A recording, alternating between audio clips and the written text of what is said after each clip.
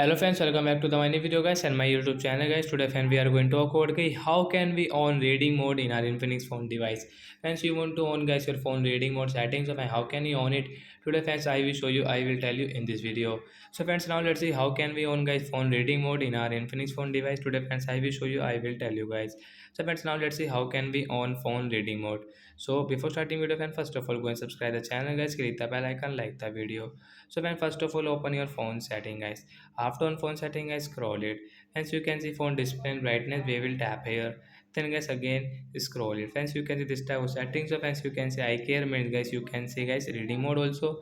So you can on from here. After on guys your skin color will change and guys you can adjust guys this brightness, cool and warm color. You can adjust according to yourself guys. Your screen color mode will change. So like that guys we can on guys reading mode setting guys, and friends we can use in our Infinix phone device. So that's it guys, thanks for watching the video guys. I hope friends have understood how to on reading mode in Infinix phone. So bye guys.